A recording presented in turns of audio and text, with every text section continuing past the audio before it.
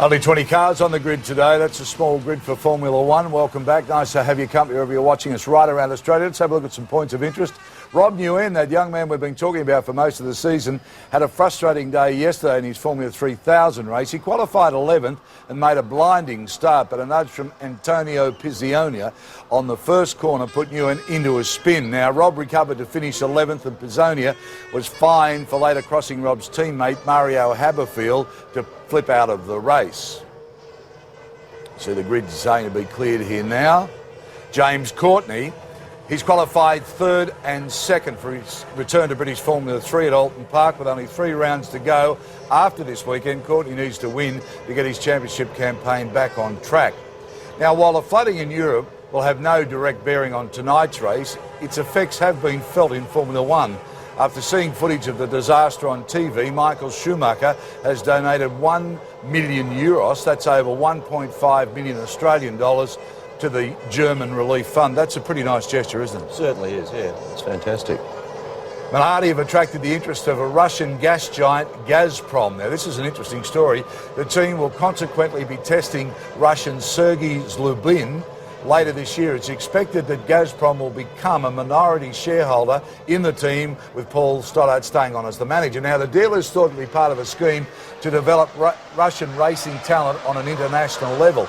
I mean, what if Russia can do that with all of their problems, why the hell can't we do something like that? Well, it's amazing to think that there's a Russian gas company that's going to put some money in to try and get a young Russian guy in on the basis that they are eventually going to hold a Formula One race someday. My point is, we've been holding Formula One races for 20-odd years and we still can't get any money to get... Well, I mean, Mark's there now, thank goodness. But, you know, as I say, we've been staging Formula One races for 20-odd years. Why can't we get an international, multinational company to get behind some of our young blokes? Well, apparently the young Russian will be testing. Now, Honda have finally confirmed what everybody suspected, that they'll be concentrating on one team only, BAR, from next season. Jordan have been offered a 3-year contract with Cosworth Engines from Niki Lauda. Yeah, well, I mean, I don't know what sort of connotations that has. I mean, Jaguar, there's all sorts of rumours going around that Red Bull might be trying to buy Jaguar. Why are Jaguar now selling engines to another team? I know it's not impossible, but, I mean, Ferrari sell engines to Sauber. But I don't know. I think there could be more behind the scenes there than we think. It's a while since Eddie's had to pay for engines. Well, that's right too. But they're good engines, there's no doubt about that. I think that if he gets the same spec engines, it won't be too bad for him. Now, this circuit, it's really difficult to pass on. Well, it's Monaco in a paddock. And it's once again, it's incredible that they've started with a clean slate, albeit quite a few years ago, and they've built a really tight, twisty circuit that is very, very difficult to pass on. And I think that's why you'll see a few people going berserk at the start, because it really is very, very important to try and get some past cars as quickly as you possibly can in the first lap, because once they all get settled down, it's very hard to pass. McLaren a long way back. Unbelievable, and they can't work it out because, you know, they went so reasonably well at Monaco and Magny-Cours, which is still fairly tight and twisty, not as much as this. Well, Monaco is, of course. But they can't work out why they haven't been able to get the cars up to speed here. Ron Dennis is just bewildered. All right, as they line up on the grid, we'll throw now to James Allen and Martin Brundle for our coverage tonight. Just lining up on the grid then, the last of the cars. The championship for drivers may have been decided, but these guys are real racers, and every single opportunity to get behind the wheel is an opportunity to compete. Must be a helpless feeling for Jean Todt and co. There's nothing more they can do now. It's all down to their drivers until the first pit stop. The team have played their part. Now they hand it over to the final link in the chain, the drivers, and they're watching those lights. We're all watching those lights. And now they're out, and now they're going. Has Barrichello done enough off the line? It looks as though he has. Look at the two Williamses. And Fisichella, superb start down the pit wall side. Fisichella up to fourth, and the Ferrari nearly gets passed by the Williams there. I believe that's Schumacher, and I think it's Ralf Schumacher who nearly got him into turn one, but it looks as though Rubens Barrichello has safely got away well. But a blinding start by the McLarens as well. That look as though making away upfield. A little bit of contact there between Button and Montoya. Indeed, I think Coulthard tried to go around the outside of turn one, and then Raikkonen was the man moving in turn 2 in the McLarens, but at the moment Barrichello from Michael Schumacher, Ralf Schumacher, Fisichella up to 4th, Massa 5th, Button 6th, tremendous start from Button. Montoya's fallen back to 7th, Raikkonen did make a move up to 8th, Trulli and Heidfeld then is 10th. Well, they were all saying he had to make the move from the start. It's the easiest place to pass at this Hungaroring circuit. We've got 77 hot, sweaty, very difficult laps here this afternoon, expecting most drivers to do 2 stops and for strategies to be broadly the same, although some cars may carry a little bit more fuel than others. We're expecting the first men to come in the late lap 20s, but you can see that Raikkonen is looking particularly racy. Quick in the morning warm-up this morning, and he wants to get through this field. Yes, indeed. So when we see a replay, we've got to watch out for Montoya. He slipped back down the field. Montoya was the loser. Definitely, though, Fisichella 4th, Massa in particular 5th. Tremendous starts from them. And there was a good scrap in the middle of the pack, as I think there was a touch of contact, but obviously no major damage. Yeah, Massa under a lot of pressure this weekend. Peter Sauber has been growing impatient with the mistakes that young Felipe Massa's been making, but a tremendous start from 9th up to 5th for him. And I think Coulthard just made a move on Heidfeld for 10th place too. Coulthard taking Heidfeld into turn 1. Well, one of the other big losers from the start, we didn't notice, Olivier Panis went from 12th down to 19th place, but no doubt that Fisichella, Massa well up, Montoya a loser as well, Raikkonen a good start. So Barrichello leads by half a second from teammate Michael Schumacher. Ralf Schumacher 2.5 seconds behind Barrichello in 3rd. Fisichella 4th, Massa 5th, 6th is Button, 7th Montoya, 8th Raikkonen, 9th Jarno Trulli in the Renault, and 10th, we believe David Coulthard has passed Nick Heidfeld. Anthony Davidson is in the race, going strongly, and he's just behind Olivier Panis.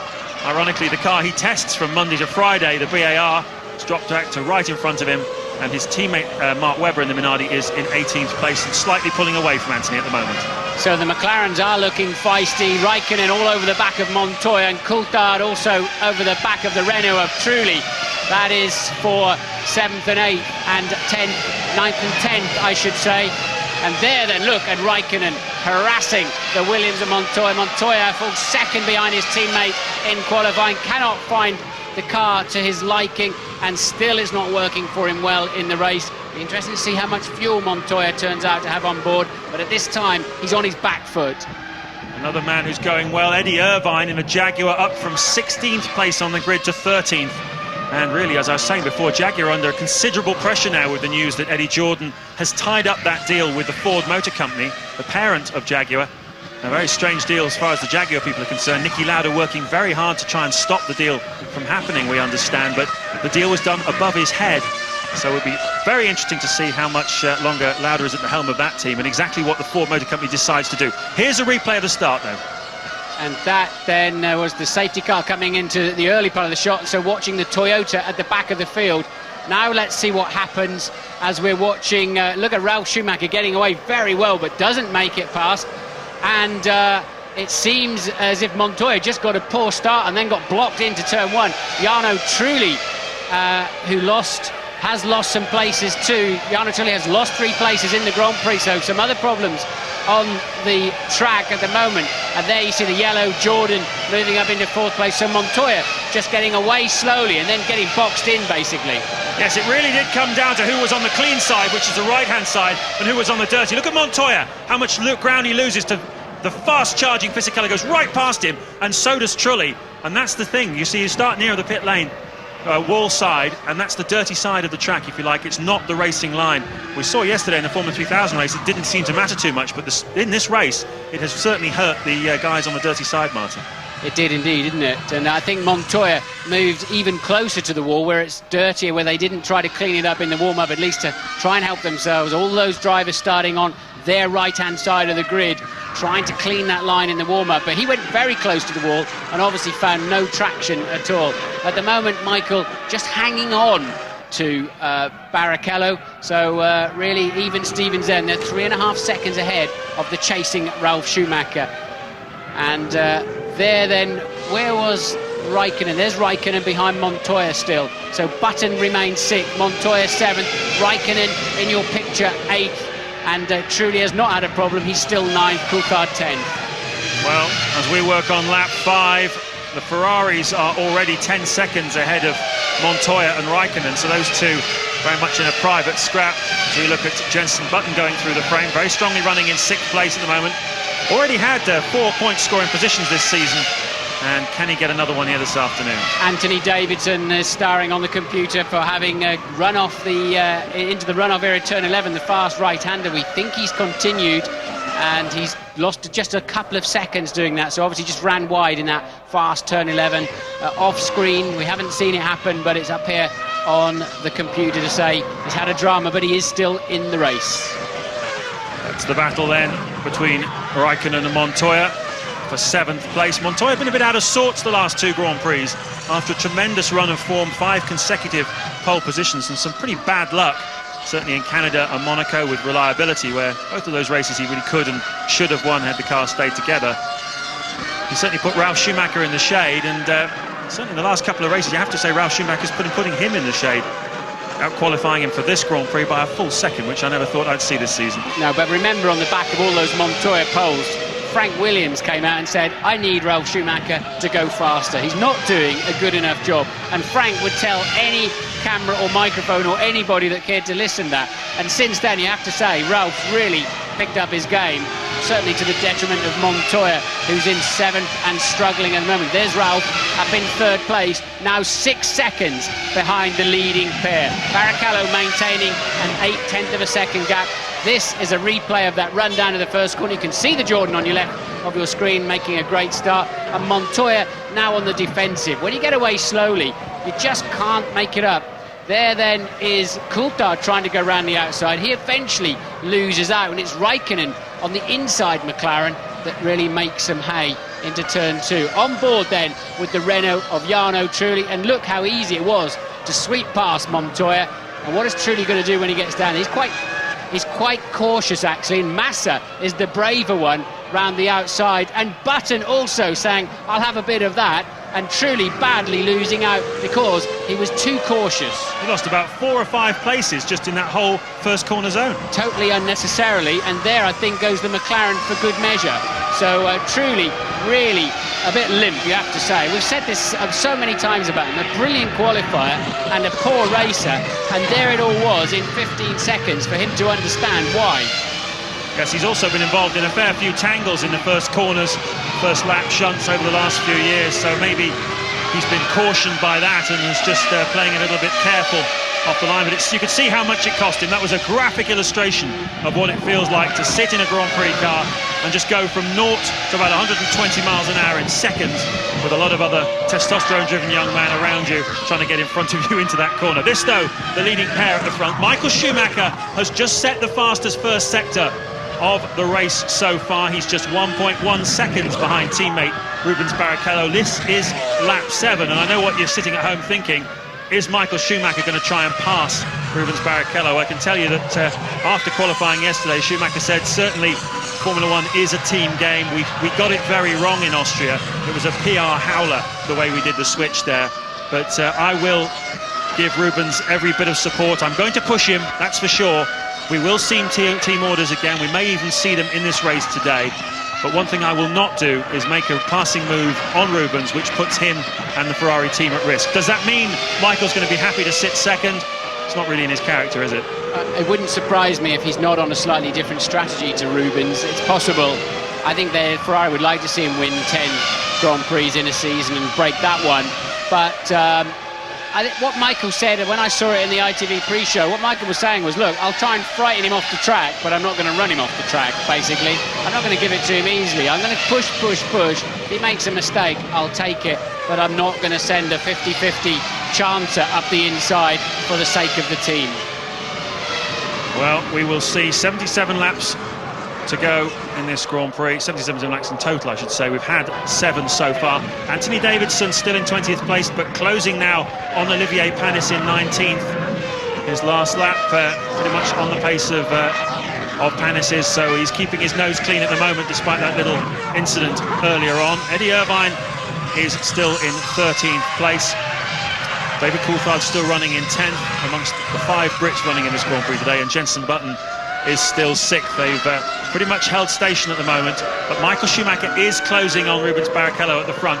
He's got the gap down to less than a second now, although Rubens has responded in that last sector, so they're certainly pushing each other at the front, no question about that. Rubens Barrichello, a new fastest lap of 1:18.396. He's really on it here this afternoon. Slow-mo then of Montoya coming across those wicked curves they had to cut down last year. We've got a bit of a stalemate at this stage of the Grand Prix. You've got the leaders in the 1:18s matching each other blow for blow. Ralf Schumacher then in the 19s just about keeping them in view, 8 seconds behind. And then a good scrap, Fisichella keeping Ralf Schumacher honest in his 4th place. Massa, Button, Montoya, Raikkonen, Trulli, Coulthard and Heidfeld. And Villeneuve too's not too far behind. They're pretty much in a train, status quo, about a second between each of them as they go down. Yes, it's pretty much an even interval, as you say, Martin. It's just the front pack that are getting away. And you've got to be impressed with the pace of Fisichella, driving a Jordan, which is certainly not the same sort of proposition as a BMW Williams or a Ferrari, but lapping about 4 or 5 tenths of a second slower than Ralf Schumacher at this stage of the Grand Prix. Not bad at all.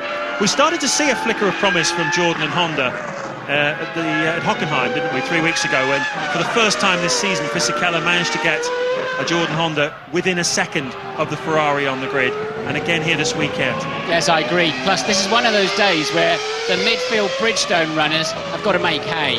Michelin have brought the wrong tyre, they're too conservative, and today's the day when your BARs, Jordans and Saubers should be punishing them and taking some World Championship points. They can't afford to miss these opportunities, because with 6 points paying positions, 2 Ferraris, 2 Williams and 2 McLarens, picking up points is so difficult. Well, certainly Michelin have come under a little bit of pressure from their partner teams. McLaren boss Ron Dennis yesterday in his press briefing seemed to be implying the strongest criticism I've heard this season of Michelin. Really want them to be more competitive. They brought tyres here which are simply too hard. And I believe that Pierre Dupasquier, the head of Michelin Motorsport, actually said last night, we may as well not even turn up tomorrow, which sounds unbelievable coming from him. But he is quite a character and given to moments of whimsy. Anyway, this is lap 10. Rubens Barrichello leading by 1.2 from Michael Schumacher. Ralf Schumacher 3rd, Fisichella 4th, Massa still 5th, and Jenson Button going strongly still in 6th place.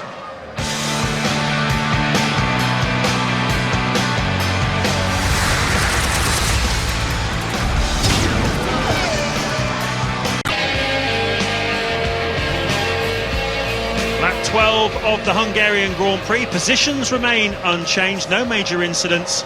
Michael Schumacher still hunting down Rubens Barrichello, who is leading this motor race. Ralf Schumacher is still 3rd for BMW Williams. 4th in the Jordan Honda is Fisichella, and this is the young fella making his Grand Prix debut here this weekend. Anthony Davidson from Hemel Hempstead becomes yet another British driver to make it into Grand Prix. British drivers have dominated the World Championship rankings anyway. They've won more world titles than any other nation. Will this fella join them one day in the future? A bit early to say, but certainly the prognosis has been good this weekend. He's kept his teammate Mark Webber, who's highly rated. He's kept him honest and qualified within half a second of him. Currently running last, but not letting Panis get away from him. No, he's not indeed. We saw him, we heard that he lost 2 seconds by running wide in turn 11, the fast corner, but he's still only 2.7 seconds behind his teammate, who's 18th, and 1.7 behind Panis. So Anthony's now got a solid run going, and apparently his first target this afternoon is to make the pit stop. Louise, what can you tell us? I actually had a quick chat with Anthony on the grid before the start of the race. He said to me his real aim today is just to keep his nose clean. One of his most important jobs is going to be keeping out of the way when he's being lapped, which isn't particularly easy to do at this track because of the lack of straights. He's actually not familiar with that being lapped either. If you think about it, he's used to running at the front of the field. I think what the team will try and do is ensure, as much as they can anyway, that he gets lapped in the pits. So they'll devise their strategy accordingly. I think the leaders will be coming up on him around lap 18, maybe a bit earlier. The team will probably let the first couple of drivers pass and then bring him in for his first stop when he's got the pack nipping on his heels. Now, forget all that. Let him race. He's a big boy. He can handle that. They should just pit stop him at the right moment for his strategy. You never know in these Grand Prix when he can score a World Championship point, as Minardi well know from this year's Australian Grand Prix. They don't need to mollycoddle him that much. When I drove the late, great Ken Tyrrell, I used to get called in on a Monday, and I'd be shown how much time I lost as the leaders came past me. And I'd get quite a bit of stick, actually. And Ken would say to me, bless his soul, would say to me, do you know how much it would cost me to give you another 3 seconds in a Grand Prix, when they're coming past, make them go the long way around. Of course, that was in the days before waving blue flags and punishments if you didn't leap straight out of the way. And I think we've lost a great skill in Grand Prix drivers of having to make your way through the back markers with skill and daring, rather than them having to jump out of the way like scolded cats as soon as the blue flag waves. But nonetheless, Anthony needs to run his own race. Yes, I agree with that, actually, Martin. And the other thing that I think he's shown adequately this weekend is that he is a very quick learner. He's adapted very quickly to Grand Prix racing. Although he knew how to drive a Formula 1 car from his many miles in the BAR, he certainly learned very, very quickly this weekend. And he's having a fine time. Although I have to say he's just lost 2 seconds relative to Olivier Panis whilst we've been talking about him. So I'm not quite sure what happened there. We didn't see it. But Barrichello still leading on lap 15 from Michael Schumacher. The gap just opening up a little bit now. Michael Schumacher dropping half a second relative to his teammate. Ralf Schumacher still third. Fisichella fourth. 5th Massa, 6th Button, 7th Montoya, 8th Raikkonen, 9th Trulli. Montoya and Raikkonen have been scrapping throughout the afternoon, and I believe they've passed each other a couple of times, certainly off the start line. No question about that. But look at all those pit boards going out, a blur of information to the driver. Did you take anything in from those as you whistle past? You really have to mark them out and know where to look. It's like a sixth sense in the end. You read them, sometimes you don't realise that you've taken the information down. It's a subconscious thing. Occasionally you will stare at them when you really want to know a specific piece of information. But yes, the answer is you can read them quite easily. But, Raikkonen then bouncing across the curves. We've got quite a pack here now from Button, Montoya, Raikkonen, Trulli and Coulthard.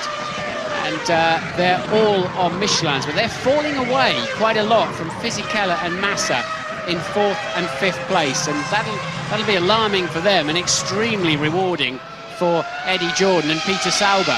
It goes back exactly to what you were saying about 10 or 15 minutes ago. It's a day for the medium Bridgestone teams, the middle-ranking Bridgestone teams, if you like, Jordan, Sauber and British American Racing, to make hay. They're lapping at the moment, Fisichella and Massa, a full half a second to 0.7 of a second a lap faster than the Michelin-shod teams from Renault, McLaren and BMW Williams, certainly as far as Montoya is concerned. And that tells you a lot about the way this weekend is playing out. It also tells you a lot about the super job that Ralf Schumacher's doing. He's in 3rd place and he's on the same pace as the Ferraris. Yes, for me, Ralf Schumacher was the star of qualifying, although he's only 3rd on the grid. I think he eats more out of his package than anybody else, probably including Rubens Barrichello. But Ralf then in a solid but unspectacular 3rd. OK, we're looking at Felipe Massa up to 5th place. A lot of pressure on his young shoulders in his first season in Formula 1. He's made a number of silly mistakes, particularly at Silverstone, where he had 2 or 3 spins in the first couple of laps. Do you think he's done enough to maintain that Sauber drive for next year? I tell you what, I think the next hour, James, is absolutely critical to that question. The answer will come if he puts in a sterling performance this afternoon and finishes in the top 5 and really shows he can do it once he gets a little bit more experience. We're watching him now in a slow-mo replay. I think it could really turn his career around. It could be down to this hour and a half. If he throws it off the road yet again, Peter Sauber smiling happily, one car in 5th, the other car in 11th. If he throws it off the road again, I think it'll be curtains, frankly. Well, it's a tricky time, isn't it? Late August is contracts time in Formula 1. We've seen Jenson Button signing up with British American Racing. We've seen Fernando Alonso coming into Renault. Things are starting to tighten up a little bit. Mark Webber's moving towards Jaguar possibly. Sauber also interested in him. I think you're dead right, Martin. I think Massa has really got to prove himself this afternoon. Well, the 2 Ferraris are out front on lap 17. They've got 11-second lead now over Ralf Schumacher. What are they going to do? What's the strategy? What's the game plan? Can you tell us anything about that, Ted? Well, James, just been keeping a beady eye on the lap times. And I tell you, it doesn't look like the Ferraris are on hugely different strategies. Remember that they just want to tie up the Constructors' Championship this afternoon and want a 1-2. They don't really mind which order it's in. Now, watch out for the laps after, rather the first stop around lap 28. It's then that Michael Schumacher's going to have a go at closing that gap to Rubens Barrichello. But traffic, as always here, is going to be key. Now, prior to the Austrian Grand Prix, I would have added to that that I think Rubens Barrichello will struggle to keep the pace on for the full 77 laps compared to the great Michael Schumacher.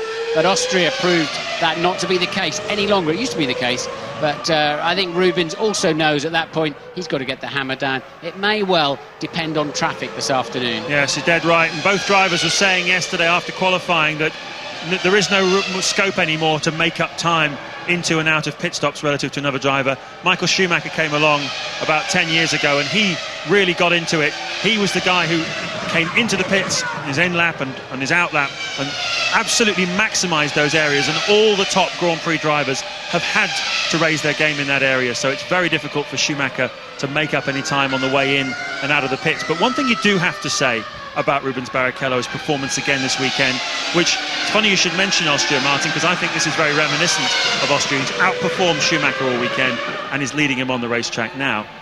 This is the 4th time in 13 races that he has out-qualified Michael Schumacher, and that's never happened before in Schumacher's career.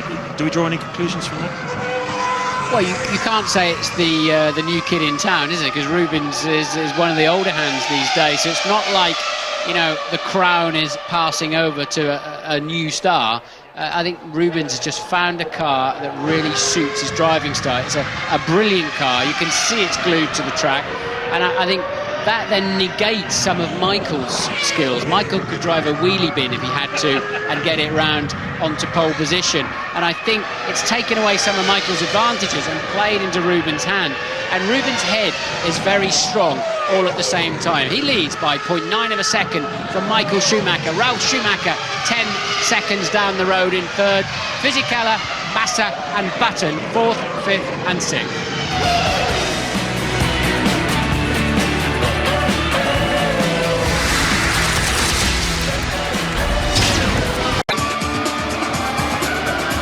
Lap 21 of 77 in the Hungarian Grand Prix. It's an all-Ferrari affair at the front. We're about 9 laps away from, well, maybe even 7 laps away from the first round of pit stops.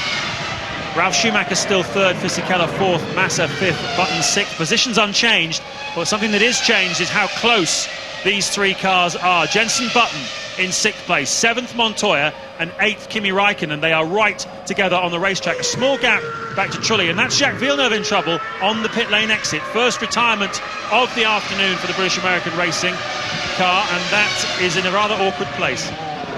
Indeed it is, but there is a service road close by. If they just push it round the corner, unfortunately, they're going to go backwards or forwards. Maybe there's a bit of space on the grass.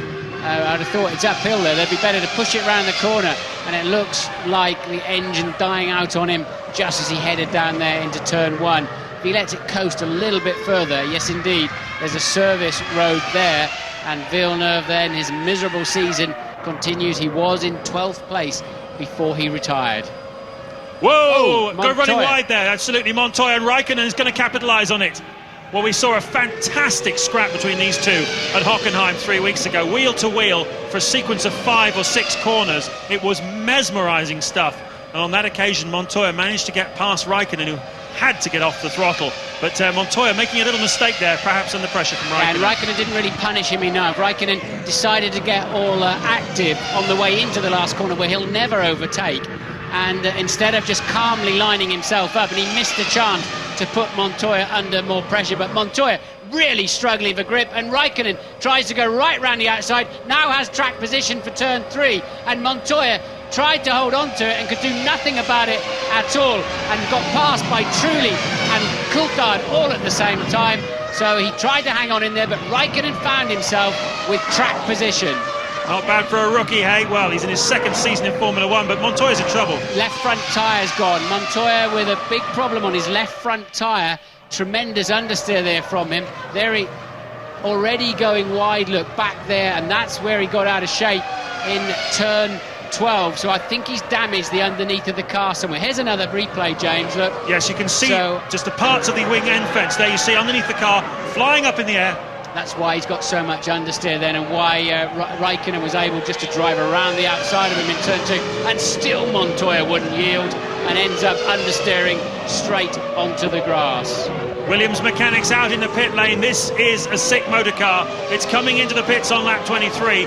It's a good time for him to have to do it in a way, because you're in the pit stop window for first stops. It's not the end of the world for Montoya, but losing that track position to Raikkonen and Trulli and Coulthard, that really is bad news for the Colombian. I don't really understand why his rain light was flashing, unless there's some kind of electrical gremlin. Sometimes they use that rain light as a... Ted, how's it going down there? Well, Patrick Head's been gesturing distinctly. He wanted Montoya to stay out for another couple of laps to push him a bit further into his two-stop window. Anyway, he's put new tyres on and a bit of fuel, an early two-stop. They didn't pay much attention to those extremities of that car, though. No, because I think the piece that came off fits around the suspension as Davidson, I think it is, really gets wrong-footed as Montoya comes out of the pit. The piece that's flying off fits amongst the suspension and takes a while there. I'm rather surprised they didn't change the front wing, though. I think Montoya is going to be slow when he rejoins. I think he's still going to have an understeering car as Barrichello, as you're watching Montoya replay through turn 3, Barrichello's absolutely put the hammer down out there now, where then smashed the new fastest lap, but still pieces falling off that Williams, and those aerodynamic pieces, especially at the front of the car, are absolutely crucial. I'm surprised they didn't change the front wing. That was Sam Michael you saw on the pit wall having a very heated conversation with technical director Patrick Head. Sam Michael, recruited from Jordan last season to oversee the entire race effort from an engineering point of view. Patrick Head, the experienced Head, is he oversees it all really from the background and lets Sam Michael get on with it. Clearly he doesn't agree with the call that Sam has made here, but clearly Sam thinks that Montoya had some problems. Interestingly though, it wasn't on the front wing, it was some of the aerodynamic devices attached around the suspension. There you go, that's the younger Sam Michael, just 30 years old, and that boy's under pressure. I tell you, Eddie Irvine coasts to what looks like a retirement. I've stood, Martin, in the pit lane when I was a pit reporter in the Williams garage, and when Patrick Head shouts at one of his boys on the pit wall, you can hear it across the pit lane over the noise of the engines. Yeah, well, believe it, Patrick is pretty forceful when he's got something very positive to say, and he's going to be wondering, well, we're understanding from the F1 ITV pit crew that Montoya made the call. Montoya having to yield then to the leaders, so he's a lap down with that problem, and lapping very slowly too, so I think he's got a lot of aerodynamic damage underneath that car. Louise is in the pits. Yes, I'm down at the Minardi garage. Mechanics just moving out into the pit lane for I think what will undoubtedly be one of the most daunting parts of Anthony Davidson's weekend. His first ever pit stop. He's been practicing it all weekend, but of course there's no substitute for the real. It's vital that he stops right on the mark if he's going to give the mechanics the best chance of getting him out again quickly. Then of course he's got to avoid the Toyota box on the way down onto the track again. I was watching him practice this morning and he drove right through it, so hopefully the director will give us a shot of it and we can see how he gets on. Yes indeed, and I'm watching Montoya's car and it's terrible. It's understeering, he can't get it into the corners. The rain light's still flashing. He may just have caught that as he was bouncing across the grass and just switched it on. Sometimes your hands flail around in the cockpit, but Montoya over the line, he's 4 seconds a lap off his original pace, and I think the car's just running wide at all times. Montoya effectively out of this Grand Prix. Yes, problems for Montoya, but into the pits comes Anthony Davidson just at the top of the frame. There it is, Anthony Davidson's first pit stop in Formula One. A heart pounding, hoping, I imagine, that they don't spill fuel over him on his first visit to the pits. Everything looks in order though down at Minardi. Fuel aboard, the clock running on considerably. That was a neat stop by Minardi, around about 8 seconds I would say, which is bang on target to take him through to around about lap 50. And he's about to get the fright of his life as the Sauber of 5th place man Massa comes through to lap him, and this is Eddie Irvine saying it's over, and look, that's a lot, that's highly unusual for Eddie Irvine to show so much outward emotion, and there once again is Montoya in trouble just after he'd been lapped. His car now not handling at all well, missing those crucial aerodynamic pieces. This is Raikkonen hunting down Jenson Button. This is the battle for 6th place, the final points paying position here at Hungary, and Raikkonen has shown already this afternoon with that fight against Montoya that he's really hungry to make up for what was a disastrous qualifying session for him and the McLaren team, their worst since Argentina 1997, and that really is saying something. Raikkonen qualifying in 11th place, he's got himself up into 7th, but Button is not going to yield easily. And just behind them, 3 seconds down the road, Trulli coming under a similar type of pressure from and the sister McLaren of Coulthard. So that looks like shaping up to be a good scrap this afternoon. But amazingly, we've got the best part of, say, $350 million worth of team out there scratching around for one World Championship point at the moment, James. The Renault team and the McLaren team, but at the moment only one of them looks like they can score a point if the Ferraris and co ahead of them have no further problems. So it's Barrichello from Michael Schumacher, Ralf Schumacher now 13 seconds adrift and lapping similar race times now to the leaders. Fisichella still fourth, Massa a solid fifth. Sauber ready for a stop, could be Massa, could be Heidfeld, Toyota also ready, and Minardi look ready to welcome Mark Webber in for his first stop. It's been a while since we've seen, there we go, that's McNish and Webber into the pits. It's been a while since we've seen Renaults in front of McLarens. We saw it about 6 or 7 races ago, and then since then McLaren have been super competitive compared to Renault, who seem to have plateaued. But anyway, this is a race for position. Yes, indeed, they were 0.6 of a second apart. McNish just holding position over Webber. Can Minardi outgun the big budget team of Toyota? And no, they certainly cannot. Webber's still only just going down, so that's not helped Mark Webber's position at all. In the background comes the Jordan of, is it Fisichella to lap? I think it is. Yeah, Fisichella still going strongly in fourth place. This, the wheel-to-wheel scrap of a few laps ago. You see Montoya's red light flashing in the background. This is where Raikkonen got past him, as Montoya had to go on the grass. I tell you what, that's seriously impressive from Raikkonen. That could have been a very nasty shunt. Put his car there and said, OK, I'll go head-to-head with you. I'm not going to give in to you. And Montoya, in the end, with the ailing car, was the one that fell off. That, to put your car in that position in turn 3, is extremely brave, as we're watching a Jaguar in the foreground there pitting. Louise is with Eddie Irvine. Yeah, you looked a bit frustrated when you got out of that car, stomping around a bit. Are you getting fed up with all these retirements?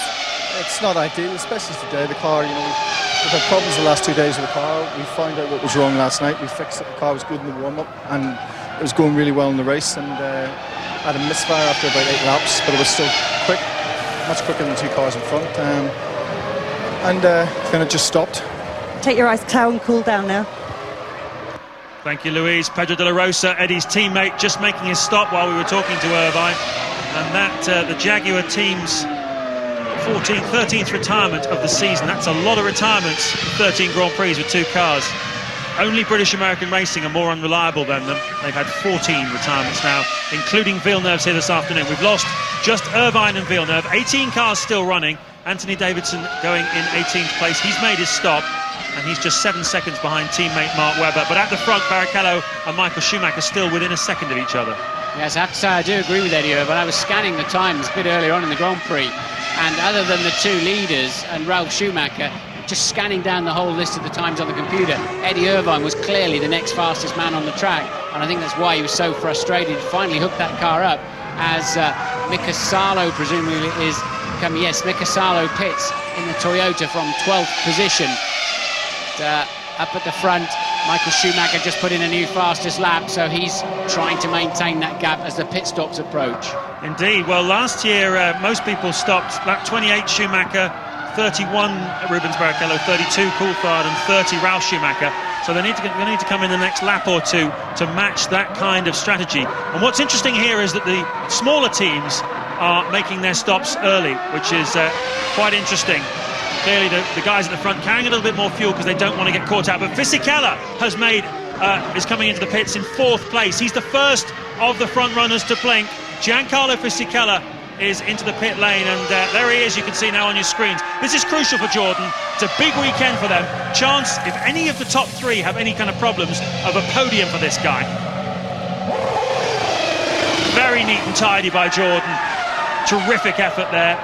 And Fisichella back out again and fueled now to go through to a lap 52 or 53, but he's not got out in front of the Sauber, and that is Nick Heidfeld who's got in front of him. Heidfeld yet to stop though. Yeah, that's right. So Fisichella would have been horrified if that was Massa's Sauber, but it's not. So Heidfeld, as you say, has yet to stop. So solid run then for the Jordan. He's got the pace on the track, a good pit stop, and they now move on into the second phase of the Grand Prix. Barrichello's just popped in another new fastest lap on a 1:17.1 up front.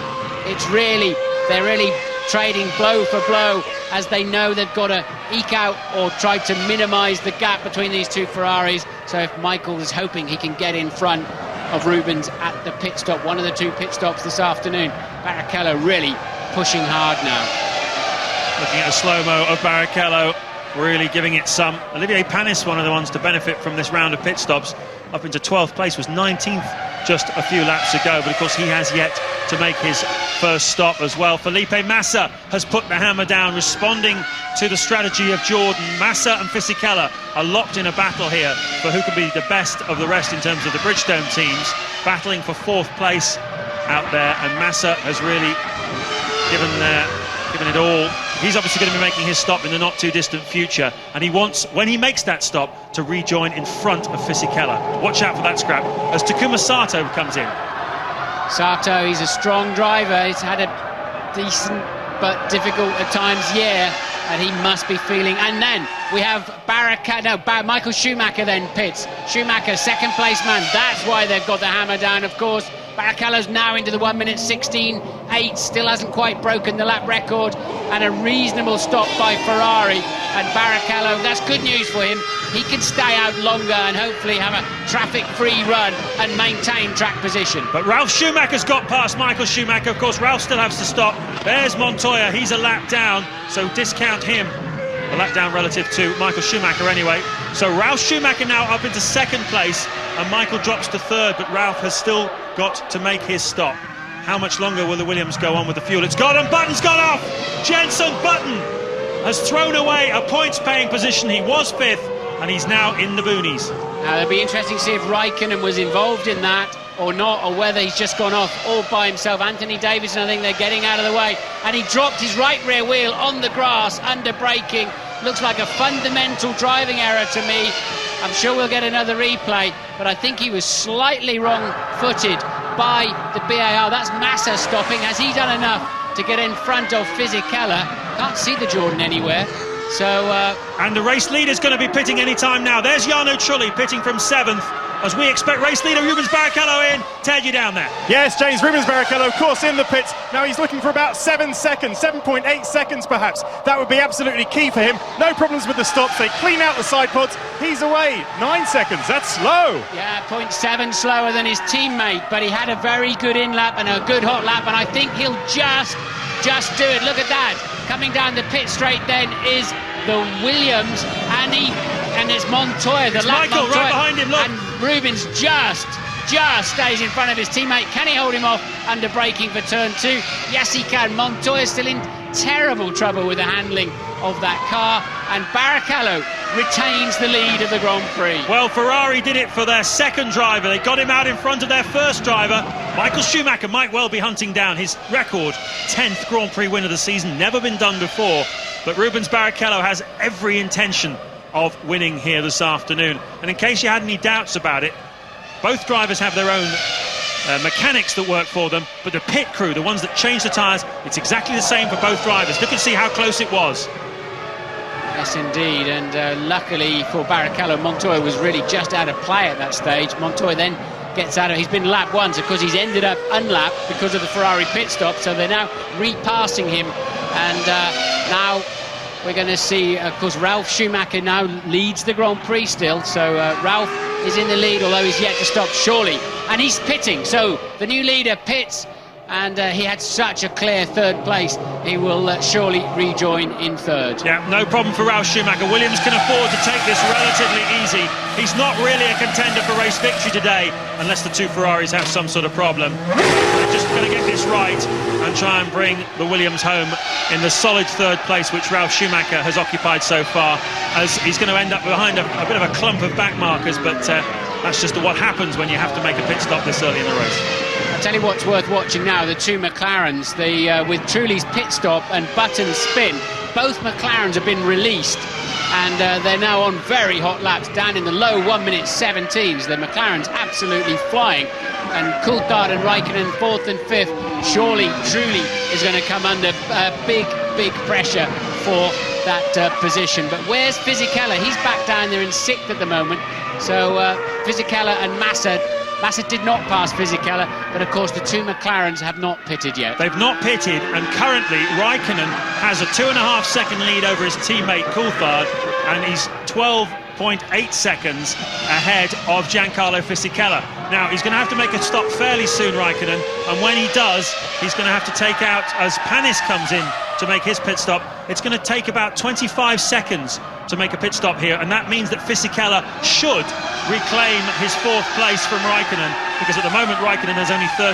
around about 13 seconds lead over the young Italian. Yeah, Fisichella's not in trouble. It's Trulli that's going to be under pressure, and I think McLaren are going to leapfrog the remaining Renault. Louise is in the pits. Yeah, marching down the paddock with Jensen Button. Jensen, just get that one wrong.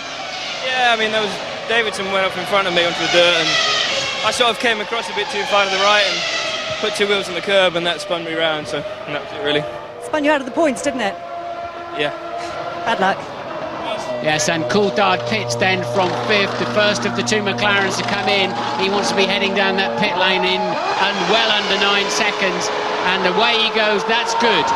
That's fine. I think that puts Jarno Trulli under significant pressure. Let's look out. Trulli surely will be coming into the background, and yes he is, so Coulthard will comfortably take that position. Well, we've seen it before that Jarno Trulli tends to just drift off in races from start to finish. It's something that teams up and down the pit lane all talk about when they discuss Jarno Trulli. They say there's really nobody in Formula One who's better over a single lap, with the possible exception of Michael Schumacher, but come race day he just seems to go off as the race goes on, and here once again today we're starting to see it. Tyre covers off for Raikkonen. Coulthard's next target will be Raikkonen, who's had traffic on his in-lap. There was 2.5 seconds between the two McLarens. So what sort of job has Raikkonen made of his in-lap and Coulthard made of his out-lap? Will those two McLarens swap over? You'd imagine 2.5 seconds ought to be enough to keep Raikkonen ahead on the track when he rejoins. Well, you could see that Raikkonen had to get past Mark Webber. Certainly a couple of back markers. This is going to be crucial for the young Finn. He really does want to get ahead of Coulthard to maintain the advantage he's had over him, certainly in qualifying this season, which hasn't really been borne out in races. We're looking at Fisichella. He's safely going to regain his 4th place, but can Raikkonen emerge in front of Coulthard? That's the question. And there's Coulthard in the very background. And coming down the pit straight, here's Raikkonen. He gets off. In fact, that was the Minardi. So Coulthard is still just coming into sight. Raikkonen maintains position between the two McLarens. Barrichello leads on lap 36 after the first round of pit stops. Everybody has made a stop. Next time will be around about lap 52. But we've got some great scraps here. Barrichello 1.5 seconds ahead of Michael Schumacher. We've got Ralf Schumacher 3rd. 4th is Fisichella. 5th Raikkonen. 6th is David Coulthard, 7th is Felipe Massa, 8th Jarno Trulli, 9th Nick Heidfeld, and 10th Takuma Sato.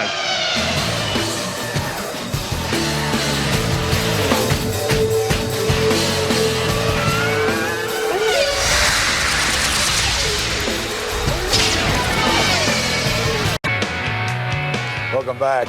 As we look at the Williams there now, you know Patrick Head better than most people. He's just gone back into the pits while we're in the break there. Are you surprised Montoya stayed out?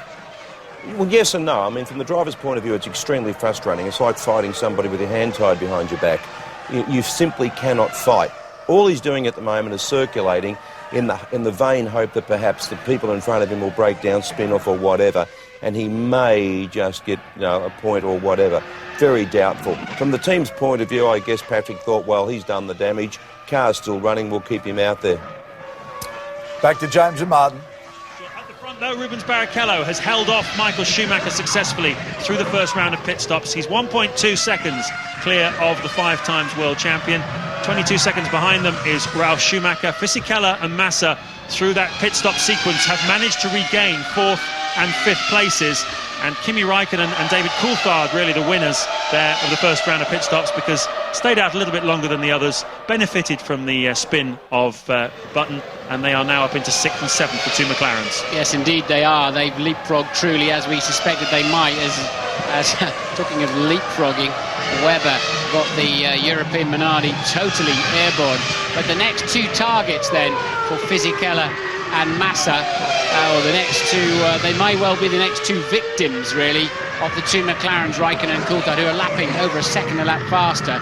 only 2 or 3 seconds down the road. So McLaren's on the march, a better race car than they could muster for qualifying, and you really have to wonder if they've got a chance of 4th and 5th come the next round of pit stops. And there exactly is that scrap. First McLaren is Raikkonen, second McLaren and Coulthard, but they're really only just behind now Fisichella and Massa, due to some stunningly fast laps through that pit stop zone. And there you can see it. All 4 of them were in the picture, 4th, 5th, 6th and 7th. Well, the 2 McLarens weren't really able to show their true pace. One sensed they had more speed in the car than they were able to show. They were both blocked behind Renaults for certainly the first 20 or so laps. Now they're released and they're closing in on Felipe Massa. That last lap, Kimi Raikkonen was a full 4/10 of a second faster than the Brazilian in 5th place. David Coulthard was even faster than Raikkonen, and they are definitely on the move, these McLarens, after a really shocking qualifying performance yesterday. I mean, they didn't seem to know why. Ron Dennis yesterday afternoon was mystified. All he could say was that the tyres Michelin brought here seemed to be a little bit too hard. The car didn't really like it in qualifying trim, but they seem to have balanced it okay for race day. Well, we know that when the Michelins are a bit marginal for being too soft, the McLaren always is easier on its tyres than the other Michelin runners. The problem is, when the tyres are too hard, you can't get any temperature into them, and I think that really backed up the McLarens. And when you see both your cars in trouble on identical lap times, you know that it's not just a driver having a bad day or generally a bad setup. I think the cars were set up significantly differently. They just couldn't make the tyres work as the Ferraris pass another Minardi. And if that's Anthony Davidson, I'm going to go and talk to him after the race, because it is indeed. He's being way too kind. He should run his own race, stop worrying. Okay, it might be a megastar Michael Schumacher, but there's only 20 of you in the world today, Grand Prix drivers. He's one of them, and think and be strong. He's got to be strong. He should not be so intimidated by these cars. That's certainly costing him time. He's 36 seconds now behind his teammate Mark Webber, who is considerably less compromising when it comes to being lapped. Well, one man who's certainly had a very difficult day today is Juan Pablo Montoya. We saw him wheel to wheel with Kimi Raikkonen, losing the aerodynamic fences on the car. Ted, what can you tell us about his situation? Well, James, there's been so much harumphing by Patrick Head around the Williams garage. It was actually a large chunk of the floor which has been ripped off Montoya's car. He's been over the radio shouting, this car is undrivable, I can't do anything with it. The team then have been back on the radio saying, look, keep going, this is Hungary, anything can happen, you never know. But Martin, if you were trolling around in 11th place with an undrivable Williams, would you keep going? Never, ever, ever give up. He's up into 11th place. He's slow, but not that slow. And as Patrick's absolutely right, he's an old hand. He knows there are points to be had on any afternoon. You never know in this game. But the fans deserve you to be out there. And, you know, you shouldn't. There's no excuses at this level for parking a car that's moderately healthy. That was Patrick at his harumphing best there, coming flying across the pit lane. There's nothing wrong with Montoya's pace, really, and relative to the midfield pack he's in. He's lapping in the high 1:18s, which is the same sort of pace as Raikkonen and Coulthard turned on that last lap. So if that's an undrivable car, I don't know what that says about the McLaren at the moment. However, teammate Ralf Schumacher at the front, in 3rd place, I should say. Well, his last lap rather slow, a 1:20.044. which is over a second slower than Montoya's, but clearly Ralf is carving through traffic at the moment. This, though, is the battle for 5th place, as Mercedes-Benz boss Norbert Haug chats to his missus at home on his mobile. Can't speak to you now, dear, I'm at the office. I suspect it's more likely to be Mr. Huppert or Mr. Schrem from Daimler Chrysler. But it's an interesting scrap, isn't it? Massa took over Raikkonen's seat as Coulthard comes through turn 12 with a bucket load of understeer. And I'm surprised how much understeer that had at high speed. Normally the car's getting a bit better balance by then. But it's interesting, isn't it? Massa took Raikkonen's seat at Sauber. Raikkonen moving on to bigger and brighter things, but right now he's staring at the back of the Sauber. Well, I'm not sure how Norbert Haug was able to hear anything at all over his mobile phone, but interesting you should say that it was one of the big cheeses from the Mercedes-Benz Motor Company. They're in the habit of ringing up their representatives at the track to chat mid-race. This is big budget, serious stuff in the world of the motor manufacturers, and I certainly would be sure it's not Norbert's wife anyway, put it that way. Well, Montoya in the supposedly undrivable BMW Williams has just set the fastest first sector for him. of the Grand Prix so far. So whatever Patrick was saying to Sam Michael to be communicated over the radio to the Colombian, it's obviously got through. Look at this though, this is Raikkonen closing right up on Massa. He's taken a big chunk out of him whilst we've been talking on this last lap, and Massa obviously having either some sort of problem, but it's allowed Raikkonen to get a lot closer to him on lap 44, and now we're going to see something. Yeah, Raikkonen put a good move on, albeit an ailing Montoya, missing some aero pieces. Will Massa throw this in the bin? An important moment for Massa. He knows who's behind him. He knows he's under pressure. 2 McLarens bearing down on him. He's probably going to lose that position at the next round of pit stops anyway. It doesn't mean to say he's got to give up, of course, but this is crucial. He must not drop it off the road. Well, last time round, the McLaren certainly stopped later than anybody else, and Felipe Massa will be making his second stop earlier than Kimi Raikkonen. That will give chance to Raikkonen to be released. But certainly the way Raikkonen's been driving in the last few races, you sense that he'd like to do the business on the racetrack rather than in the pit lane. Certainly doesn't want to get hung up behind Massa too long. The pace certainly dropped off from Massa since his stunning form in the opening laps, going up from 7th on the grid to 5th in the opening sequence. And just in this second phase of the race, if you like, his pace has not been quite as hot, and that's allowed the McLarens to close up on him. Fisichella, meanwhile, is also not quite as quick in this phase of the race as he was in part 1. So McLaren having the chances here. There's Fisichella, you can see at the front in the yellow car, the bright yellow Jordan. The Sauber, the blue Sauber of Massa there. Raikkonen and Coulthard watching it all from behind. Massa's too high energy behind the wheel. He's working himself and his car harder than he really needs to. You just watch him flicking the car, moving the car, has a couple of bites at each corner, and I think that's why he's starting to fade a little bit in this Grand Prix.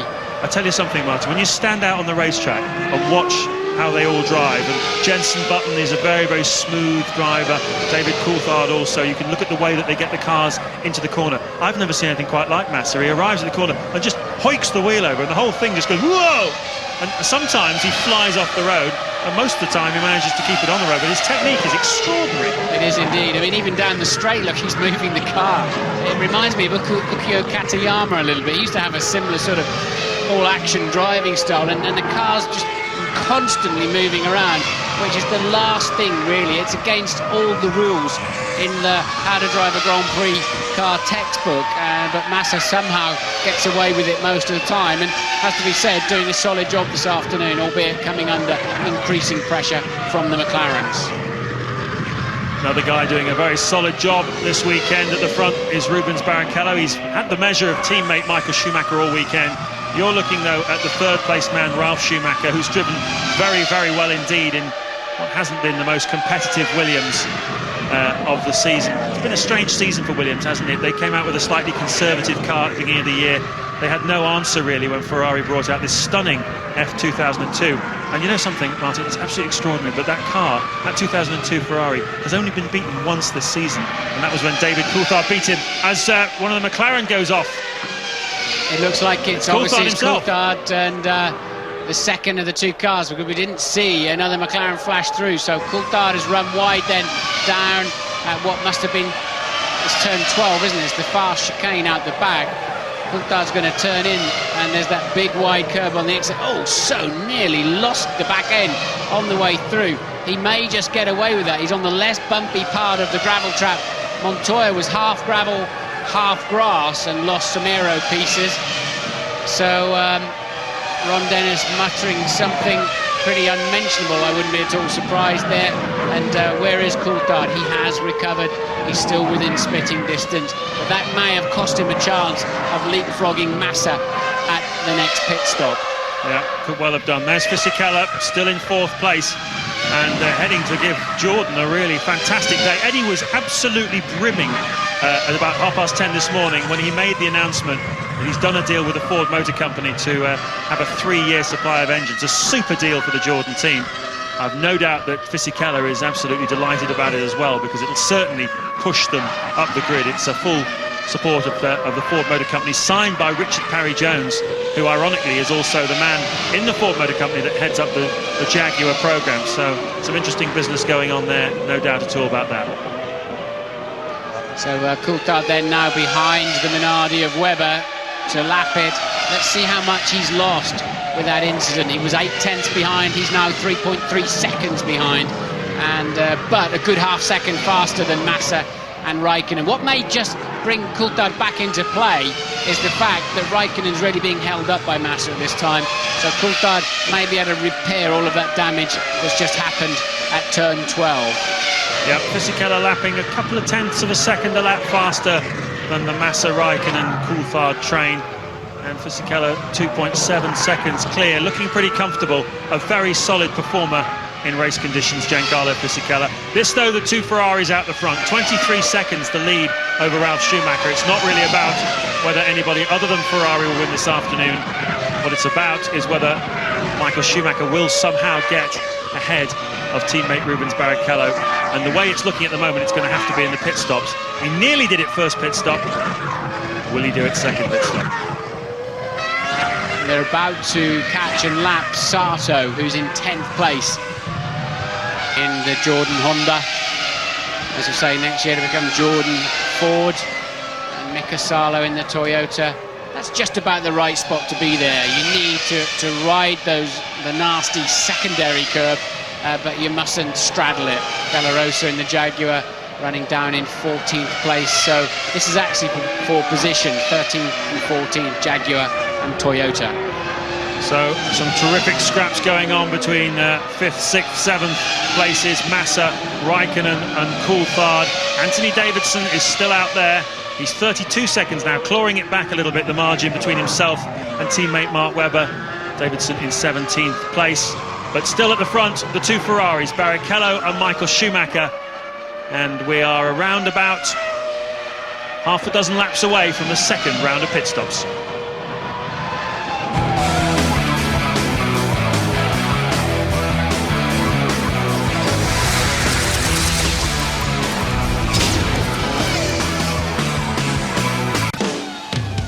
Welcome back as you watch Sato coming into the pits in the Jordan. Jonesy, it seems to me that Montoya's found speed again. Is there many things he can do inside the car to perhaps correct the damage that he caused? Well, amazingly enough, that's what they can do from the pits now with this bi-directional telemetry. They can actually alter the handling of the car from the pit area, i.e. alter the diff. So if he was suffering really terminal understeer, they could correct a lot of that by changing the diff and a few other bits and pieces on the car with this bi-directional telemetry. Well, he was saying the car was almost undrivable, but now he's back on pace again. Well, that's why Patrick Head's probably said, look, stay out there, we'll see what we can do from this side. And it seems to be doing all right because he's now lapping, certainly not as quick as the Ferraris, but he's in there lapping as quick, if not a bit quicker, than the midfield runners. Back to James and Martin. We can call it a battle. It's difficult to say exactly what's going on here within the Ferrari team, and we've seen all sorts of stuff this season with team orders, particularly thinking back to Austria where they were in precisely this order and we all thought that Rubens Barrichello was going to be allowed to win the race, and they made the switch. They've said they wouldn't make that mistake again. I think it's going to come down to the pit stops. If Michael Schumacher has a better stop, he will win the race. If he doesn't, he may well... He said he won't attack Rubens Barrichello anyway and put the two cars at risk. Because let's face it, if they stay where they are, they're going to have won their 4th consecutive Constructors' Championship. Second stop for Webber at Minardi. Yes, the gap down to just 0.6 of a second in the lead. Webber back in 16th place, only his teammate Davidson behind him, who's 39 seconds behind him, but he'll be less than that now. Louise, what's happening? Paul Martin's been having a problem with his drinks bottle right from the start of the race. In fact, he got no fluid at all until he came in for his first stop when the team managed to pass him a bottle in. He is one of the fittest men in the pit lane, but despite that fact, this hydration is taking its toll. He's actually, his times have been dropping off, and the team brought him in a bit early to give him some more fluid because of that. Yeah, that surprises me, really. I mean, we used to carry bottles in the car, but very rarely ever thought of using them or getting to drink them. But we're on board with Davidson in the sister car. That problem stop there for Webber won't be enough. I've never known anybody to lose time over a drinks bottle in the Grand Prix. And then he was up on the jack. He wanted to go, but the rear jack was still holding him up in the air as Fisichella pits. He was in 4th place. Fisichella then, and that is a solid stop again for the number 1 Jordan. Is he going to get held up by the Toyota on the way out? He's behind the Toyota, is he? No, the Toyota's behind him. Yep, so he clears that, and Fisichella looking set there for some big points today. He's had 3 fifth places so far this season, a sequence of them, 3 in a row in the mid part of the season, and this is looking good for 4th place today for Giancarlo Fisichella. Half the drivers that have left the pits have run over the white line on the left-hand side. It's not deemed to be so sensitive here because it's not a dangerous pit exit particularly, but obviously there are those elongated lines where you mustn't cross. But I noticed that so many of them are cutting the white line at the end of the pit lane. Clearly not an issue today. Well, we've seen drivers being given drive-through penalties this season, memorably Juan Montoya for doing that. Ralf Schumacher, David Coulthard in France, all, including Michael Schumacher too, all given drive-through penalties for cutting that white line. Today, it's clearly not so much of an issue. De La Rosa and Sarlo, these two are racing for position. Sarlo was 13th and De La Rosa was 14th, so another little pit race, if you like. Let's see who wins this one. Jaguar. I think, oh, it's going to be close, this one. Oh, it's going to be very close. It's too close. I've seen a few of those at close quarters. It's not a nice feeling when they've got racing cars hurtling at each other in the pit lane. There's a lot of energy going on, all nicely fueled up, of course, and De La Rosa did well to get out of that one. That was going to be a guaranteed accident. Sarlo probably couldn't even see him. Your mirrors are pointing in a small range behind you, and you're coming across at an angle. And that really was extremely close, wasn't it? They're showing a replay there. I hope it's not because they're going to penalise Fisichella for taking an awful lot of white line. Now watch this again. Jaguar faster than Toyota on the pit stop, but because of the distance down the pit lane, look, and Sarlo, so close. De La Rosa doing well to avoid an accident. And that is why you have pit lane speed limiters. There we go again. Here's Fisichella. Did he cut the white line? Well, we're not going to see that, but this is Nick Heidfeld in 8th place in the Sauber, about to be lapped, would you believe, by the 2 Ferraris. Felipe Massa in the other Sauber we're expecting in any moment. In fact, he is in the pit lane now. And this is the man who's racing against the 2 McLarens, Ted. This is a great battle between Massa and Raikkonen, James. Massa stops now, there are no problems with his stop, but Raikkonen can go for 4 more laps before he has to come in, and now is the time for Kimi Raikkonen to max it out, see if he can get past him. I'd put my money on McLaren in this one. Certainly with those 3 cars that are now in front of, you can see the traffic as he gets out, and that's Fisichella. So Fisichella was very close to losing 4th place to Massa. That tells you something. It was indeed. So the McLarens are looking strong then, and Coulthard's closed that gap back up to 1.3 seconds to his teammate. So the McLarens running line astern as Ralf Schumacher pits from a distant 3rd position in both directions, 26 seconds behind the leaders and 37 seconds ahead of the McLarens. So Ralf then can afford to just coast out. He's got a podium slot at the moment, but he can do nothing about improving his race position other than reliability problems for the Ferrari, which we haven't seen too many of. Aye, this is Anthony Davidson. You can just see at the top of your frame, in for his 2nd stop of the afternoon. He was just 5.5 seconds behind teammate Mark Webber. This will drop him back a bit further. Whoa, that's lively. Yeah, you better to get wheel spin than to let the engine die out. Raikkonen's just done his fastest lap of the Grand Prix. And in then is Michael Schumacher. So Schumacher, the first Ferrari to stop. Now Barrichello's got to put in a stunner. He did a 17.3 last time around. Barrichello needs his best lap of the day right now because Michael's had a great pit stop. So now it's down to Rubens, hot lap and in lap, and Michael will be seething that Heidfeld has come out of the pits in front of him. Past goes Montoya, he's out of contention, he's a lap behind. So is Rubens in traffic or is Rubens in clear air? That could well decide the outcome of the Hungarian Grand Prix because Michael Schumacher is very definitely in traffic. He's got Nick Heidfeld in front of him. There are waved blue flags because Heidfeld has been lapped once before. So this is pretty tense stuff because we're expecting Rubens Barrichello in any time now. Ferrari mechanics are standing in the pit lane, ready for the race leader. And, well, it's going to be very interesting. There is the race leader. And he's had a good lap. He's equalled his best first sector. He's his personal best in the middle of the lap and a clear track. So Rubens, providing this pit stop goes according to plan, surely must rejoin in the lead of the Grand Prix. But we saw how close it was last time. Rubens looking a little bit pedestrian through that last corner, I have to say. Wasn't really attacking that pit in, because that's before the speed limit.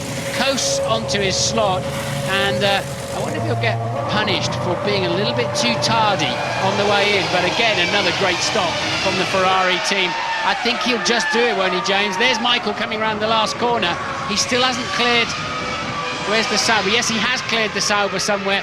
Look how close it's going to be. Get off the limiter quick, Rubens. And yes, he's just going to make it. See, it's not even as close as last time.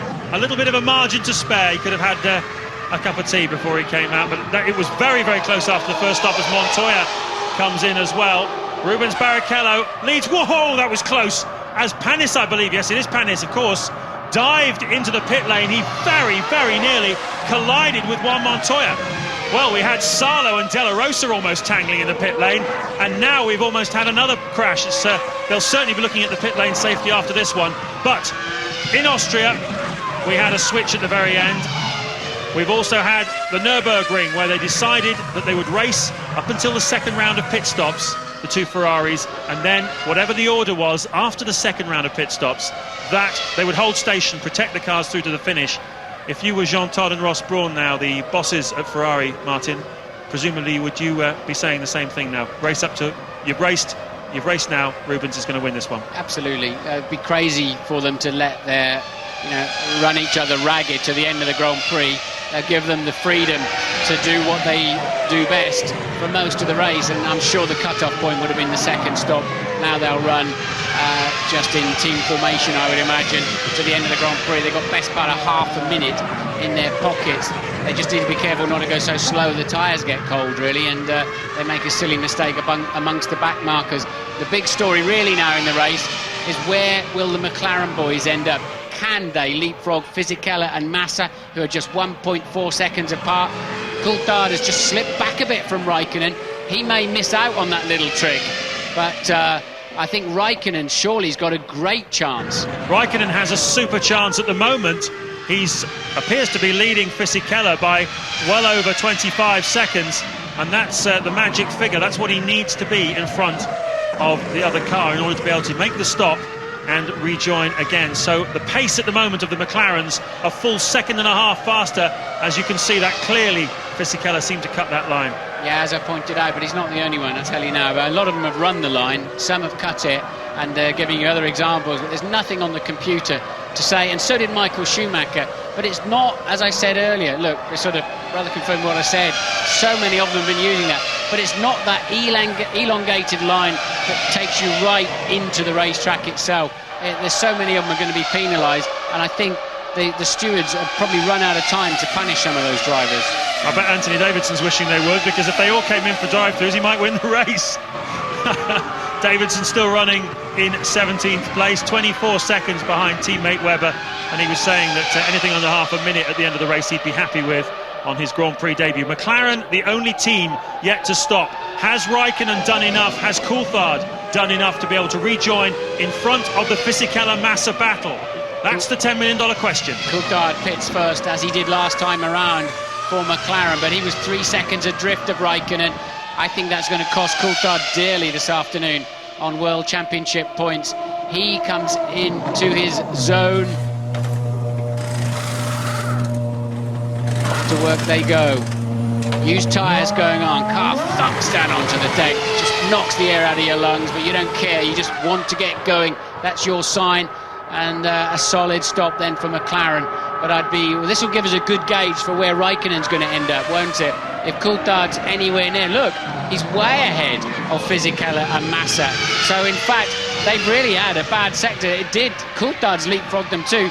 Raikkonen will easily pass them. Yep, the pace of the two McLarens in the last 4 or 5 laps, they were doing 1:17s, and the the Fisichella Massa battle, they were doing 1:19s, 2 seconds a lap slower, and some 17s for the McLarens, I beg your pardon, and that's what's done it. It's put them out in front, and now Fisichella seems to have lost the chance of 4th place. Raikkonen looks like he's going to snatch it off him. Coulthard looks like he's going to recover well, and considering, Martin, where they qualify the two McLarens, 10th and 11th, it's a very, very solid race performance by the pair of them. It absolutely is, and I tell you what, that's wiped the smile off the face of Peter Sauber and Eddie Jordan, because their two guys are suddenly, instead of fighting over a stellar fourth and maybe a podium if somebody has a problem, they're now fighting over the final World Championship point, because they've been leapfrogged by the McLarens, as you say, those very quick middle stint times, and I'm absolutely amazed just how far ahead David Coulthard was of these two when he came out of the pits. Yep, certainly very interesting indeed. The early part of the race, McLarens were held up by the Renaults. It masked their true pace in the early stages. At that point, Fisichella in fourth and Massa in fifth were able to really put some quick laps in, and it looked as though they were going to be pretty comfortable in fourth and fifth. But once released from the Renaults, Jenson Button spinning out and Trulli losing time in the first round of pit stops, the McLarens have really been the story of the second half of the race. They found speed where there was no speed earlier on, and really a terrific effort. Now look at the pace of the race leaders. Speaking of pace, Rubens Barrichello, lap 61 of 77, is now lapping in the 1:19 range, and so is Michael Schumacher, 1.5 seconds behind him. And to give you an idea of what a sensible pace would be at this stage for someone who's pushing hard, Kimi Raikkonen has just done a 1:17.0, a full 2 seconds faster than the two Ferraris, and that says to me that Ferrari have told Barrichello and Schumacher to hold station. What do you reckon? No doubt about that, and interestingly, just I think to show you that Ferrari weren't maxing out today, they've not matched Mika Häkkönen's fastest lap of last year's Grand Prix, only by 1/10 of a second, but despite leading the race by half a minute, and I think it also tells you how far off the pace the Michelins are today, they've not begun to approach the times from Häkkinen last year, as Della Rosa in the sole remaining Jaguar just snatches the left front. This then now the fight for 6th place between Fisichella and Massa. Raikkonen yet to pit, but he will surely, especially as he's done the fastest first sector of any driver in the Grand Prix so far this afternoon, Raikkonen will surely now pick up 4th. McLaren mechanics coming out into the pit lane for Kimi Raikkonen. It's not going to be as close as we thought between himself and Giancarlo Fisichella. They can afford to not rush it too much, but look at Raikkonen. He seems to have knocked some bodywork off. He was so wide up on the curb on the way in. I think it was just a bit of debris on the curb, James. He was just giving it plenty. Ted's down there. The car looks fine. I can't see any signs of any stuff being knocked off that car. Just taking a look at the Michelins coming off. They're in very good shape, James. This really is another example of how the way McLaren are so kind to their tyres, how that's giving them such a benefit again in races. Absolutely, and I think Raikkonen, as we see a Minardi off the road, and it's Davidson. Davidson has dropped it somewhere around the racetrack in the middle sector. He was in 17th place, he stops her in the middle, and whereas it's turn 8, he's got wide into turn, on the way into turn 8, never made the final part of the corner. What a shame for him. Yeah, he managed all but 16 laps of his Grand Prix debut. Anthony Davidson spinning out on lap 62, joining the list of retirements, which is not very long. Himself, Jenson Button, who also spun, Eddie Irvine, who went out on lap 39, and Jacques Villeneuve, who ground to a halt at the pit lane exit. And those are the only retirements, so very low attrition rate. The pace has not been all that quick here this afternoon. That may have had something to do with it. As Martin was saying, the fastest race lap of Mika Häkkinen last year has not been matched, whereas in qualifying yesterday there was 0.7 of a second inside last year's pole. So, lap 63, Rubens Barrichello leading from Michael Schumacher. Is Rubens going to get his second Grand Prix victory of the season? One that will take him to second in the World Championship, I believe. We haven't done the maths yet, but I think that's the case. Ralf Schumacher third, fourth is Raikkonen, fifth Coulthard, and sixth Giancarlo Fisichella.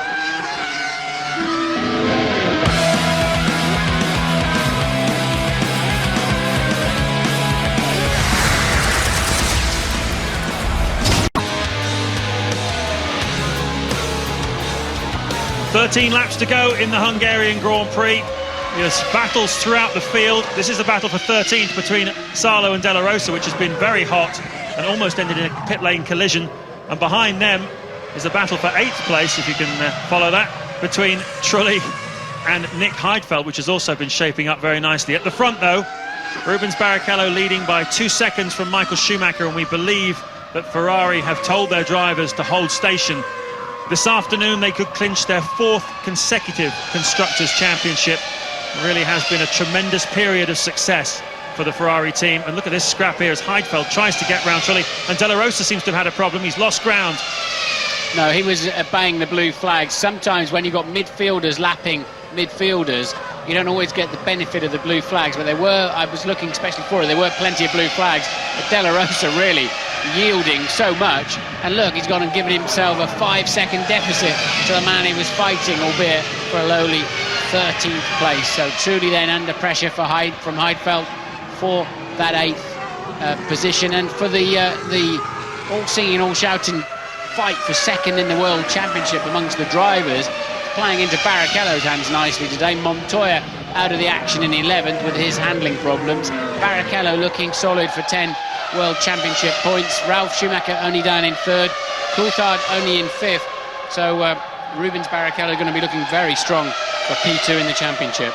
Ross Brawn there on the radio to Rubens Barrichello. He has Rubens on his right hip and Michael on his left hip, and you can see Michael's just easing off now, and the pace definitely easing off as well. Rubens is slightly faster than Michael on that last lap, but they're lapping around about the 1:19 mark.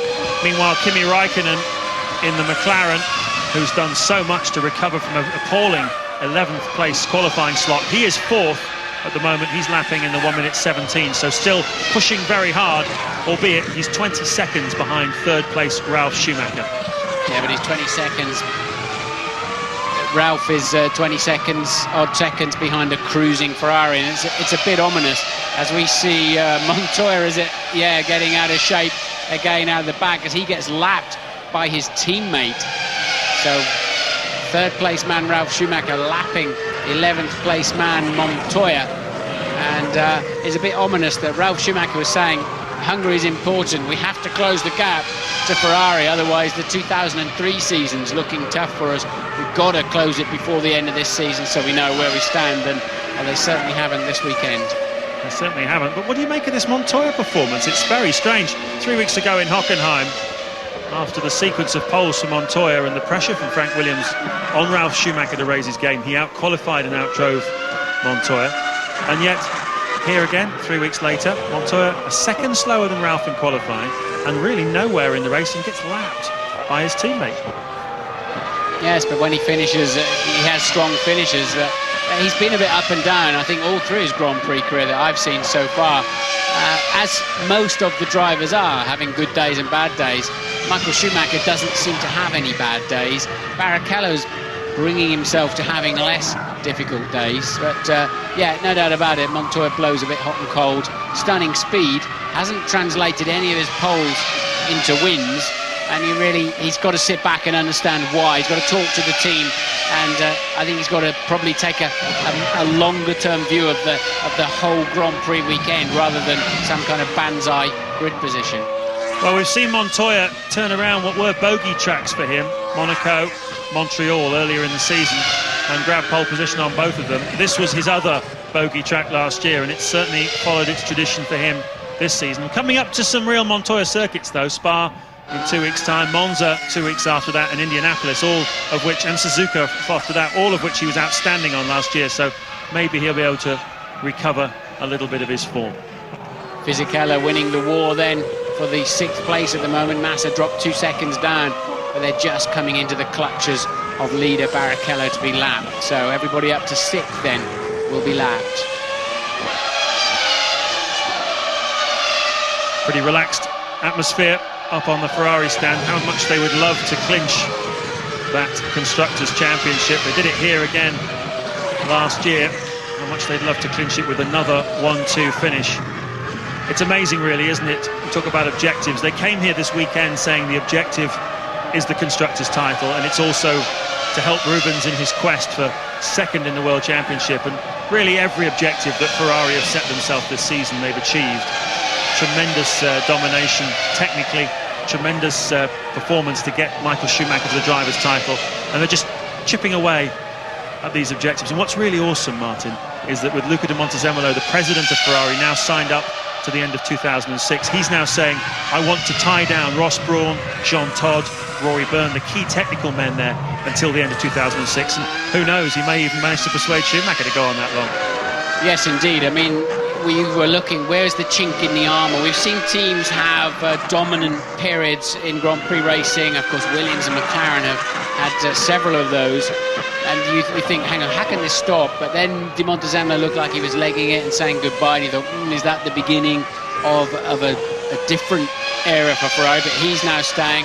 The parent company, Fiat, are struggling along financially, it seems, if you believe everything you read in the financial press. That may have an impact on how much money Ferrari can spend into the future. But at the moment, they seem unstoppable, unassailable. My only hope is that their car is so good. You know, the laws of diminishing returns, James, you can only, how much better can they make it? The other teams have got to, have got more to do and more opportunity to achieve it. Ferrari can only make that car just a little bit better. It appears glued to the track at all times anyway. Well, like I said before, it's only been beaten once since it made its appearance. That was when David Coulthard won the Monaco Grand Prix. They rolled the car out at Brazil, having started the season with last year's Ferrari. And my spies in Italy tell me that they've got a radical... Ross Brawn doesn't want his technical department to go to sleep on this superiority. He wants another radical car for next year. So what they're going to do, what the plan is at the moment, my understanding is that they're going to come up with another snorter of a car by all accounts, and then start the season next year again with this car, because certainly it doesn't look as though anybody's going to close the gap in the short term over them. So a big target for BMW, Williams and McLaren to hit, and they certainly need some help from Michelin, don't they, if they're going to close this gap to Ferrari. Well, they certainly do, that's true. That's the one area where Williams and McLaren can try and have an advantage. But, at the moment, the flywheel's turning. Ferrari are very strong.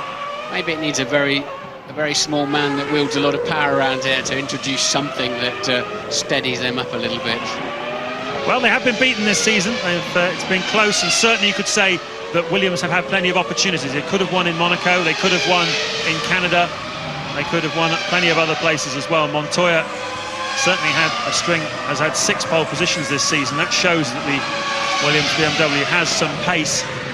The McLaren could quite easily have won the French Grand Prix. The story of 2002 could have been very different, but you have to say that Ferrari set their objectives and fulfilled them. They've had a little bit of luck, and they've really gone about the business of winning Grand Prix spectacularly. And now Rubens pretty much in clear air. Michael Schumacher's dropped right off. I wonder whether Michael's got a little bit of a scare over temperatures or some kind of problem, because he's really dropped off quite a bit relative to Rubens Barrichello. If he has got a scare over temperatures, because it's running too cold, I would think, James. He's really just coasting, isn't he? The game was up at the second stops. Rubens Barrichello surrounded by the scarlet paintwork of a Ferrari with 5-time world champion nailed behind him, and he's not allowed to overtake. Oh, I'd love to be in that position. I had a funny dream last night. Oh no, I signed for Jordan for next year. I woke up this morning really happy, and I'd actually done the deal. It was a bit bizarre, that one. A bit too much red wine and cheese last night, I think so. Lap 72 out of 77, and the red tide heading towards the finishing line. 6 laps to go here in Hungary.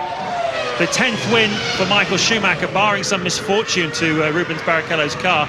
Let's face it, he has had the lion's share of unreliability at Ferrari this season, but the 10th win for Michael Schumacher in a season is going to have to wait until Spa-Francorchamps in 2 weeks' time, where, by a lovely piece of symmetry, it was where he had his first Grand Prix in a Jordan in 1991, and indeed where, a year later, in a Benetton, as your teammate, Martin, he had his first Grand Prix victory. What a suitable place for Michael to make it 10 wins in a season.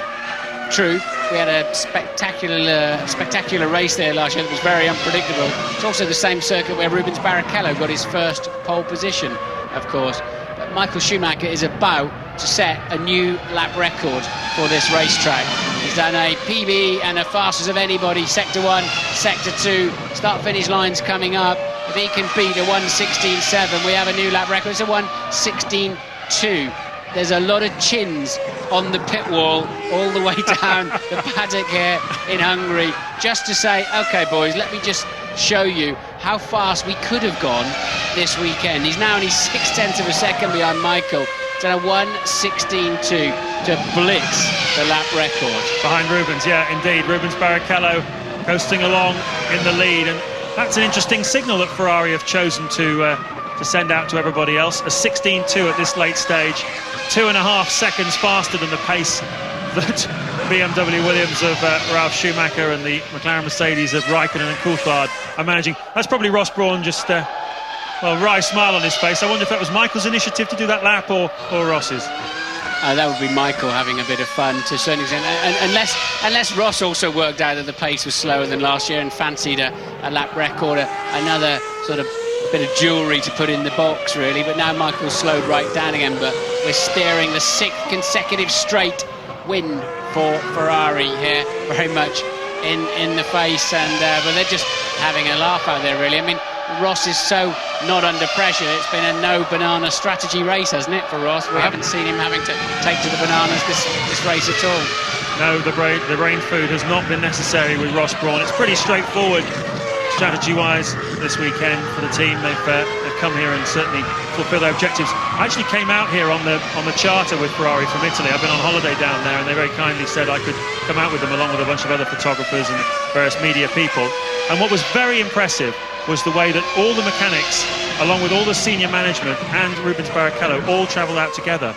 Jean Todt, team principal, on the same plane, in the cheap seats, with the mechanics, sends out quite a signal, I think, to everybody in the workforce. Hard to imagine any of the other team owners, with the possible exception of Peter Sauber, who would actually go on a charter flight to a Grand Prix, and he does it every weekend apart from the flyaways. And I think that says a little bit about the way that Ferrari's team spirit works. I was dead impressed, I have to say. That is very, very important aspect. They're always talking about the team spirit and how they work, and they sort of win and lose together, and that just tells you, I think, it's not all about horsepower and downforce. There's a lot of elements that have made that Ferrari team so strong. It's not just some kind of stonking engine. In fact, the truth is probably that the BMW engine's got more power, but all of the aspects, and that's why the flywheel's turning so strongly for the Ferrari team, why they're really going to have to pull something special out of the bag to rein them back in again. Interesting you should say about BMW engine having the superiority. I was at the BMW press call yesterday afternoon. Dr. Mario Tyson, who celebrated his 50th birthday here this weekend, the partner of Gerhard Berger at the top of the BMW Motorsport organisation.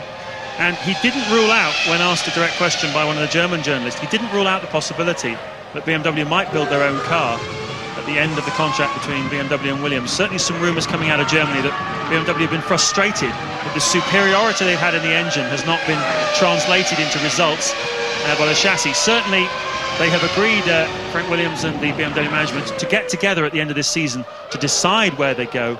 The contract's up in 2 years' time. Personally, I'd be surprised if they didn't continue with Williams, but you never know, the world can change a lot in 2 years' time. These press conferences, they're always, the answers are more carefully thought through than you'd ever imagine. There's always a secondary message in a press conference like that, and that's a nice little hurry up for somebody, I'd imagine. So they're smart because they're playing, it's a big boys game, and there's a lot at stake, and they certainly apply pressure. But it's a very small little crucible that we work in, and 1 minute, you know, you're either giving pressure or you're taking it, often from the same people.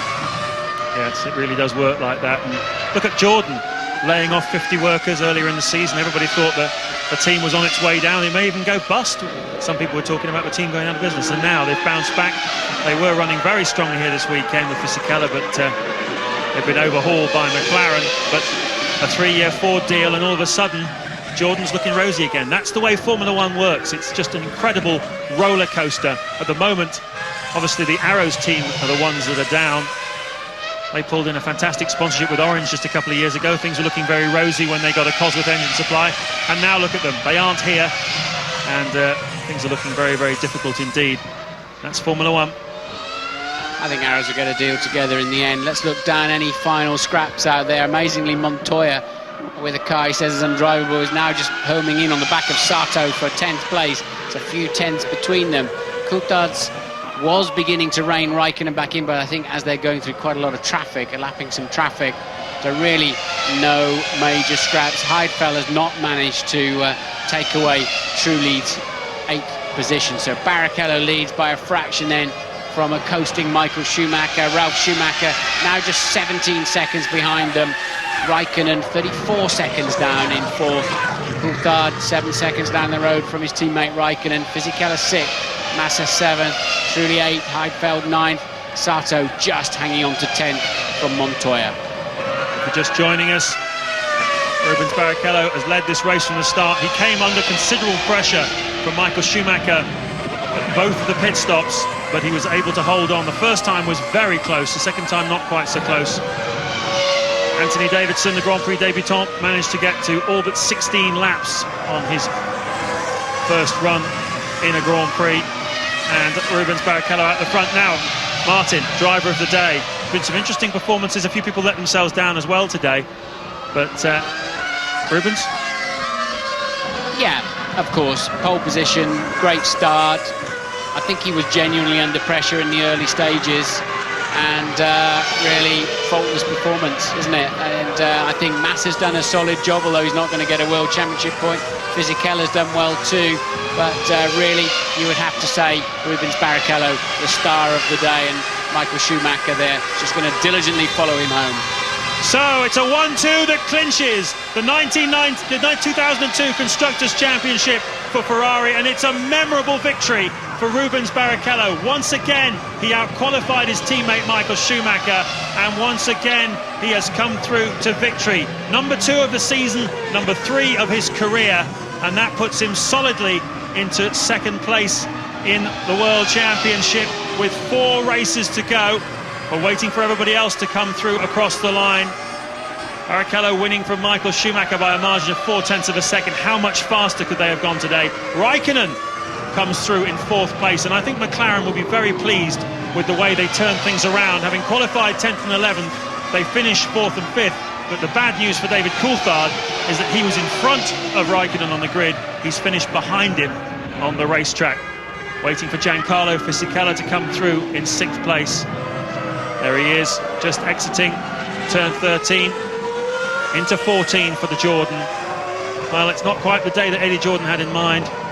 Before the first round of stops, this man was running in 4th, and he's going to finish in 6th because of the tremendous performance of McLaren. Yeah, he's finished over half a minute down and slowly, so really Fisichella fading, it has to be said, towards the end of that Grand Prix. Same for Massa too. Disappointing, really, final stages for them. And Barrichello then now second in the World Championship. Nice little wave from Juan Montoya to Rubens Barrichello as he went past those 2 good friends. And Rubens, a very, very joyous winner.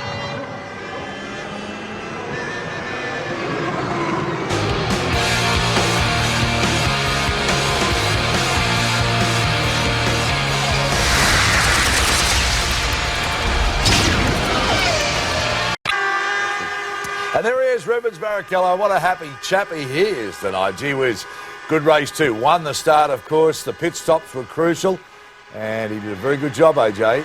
He certainly did, and I mean, you know, this is going to boost his confidence. Not that he really was lacking in it, but it's just amazing how a couple of wins this year, he's won tonight very well. He's gone pole position.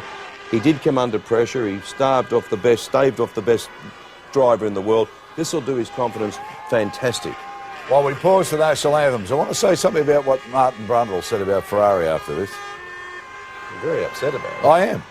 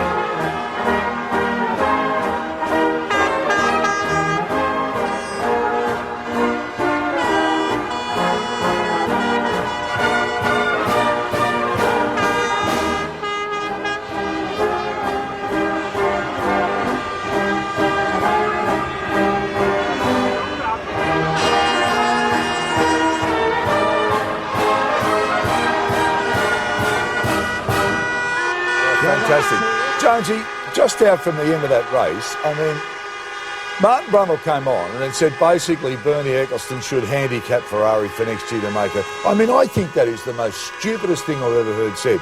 I mean, you're saying you're handicapping the best team. What about Fangio in Maserati? What about Jim Clark in Lotus? What about Sterling Moss in his heyday? What about all of the teams like McLaren that have dominated? I mean, did everybody come out and say, let's put a handbrake on the top team? Yeah, No. they did actually the last couple of... You remember when Williams were dominating, people saying, oh, Formula 1's getting bored because Williams are dominating. Then McLaren was dominating, oh, Formula 1's getting boring. And now it's Ferrari's choice. I mean, you don't penalise success. I can't believe you said it. I just absolutely cannot. I mean, that's the whole idea and the whole philosophy of Formula 1. To develop the best car you can develop to beat the opposition. Well, I think it's more importantly get your own team organised to beat them rather than bring them back to you. You've got to get up to them. Fantastic to see that once again, 2 Schumachers on the podium. I mean, that's an incredible situation. We've just seen so many records falling and everything, but, you know, the Rodriguez brothers, you know, were very famous sports car and Formula 1 drivers, but I think it'll be a long time before we see 2 brothers as prominent in Formula 1 and spending that much time on the podium. You know, that's their 49th podium win straight in a row. Finish. 40.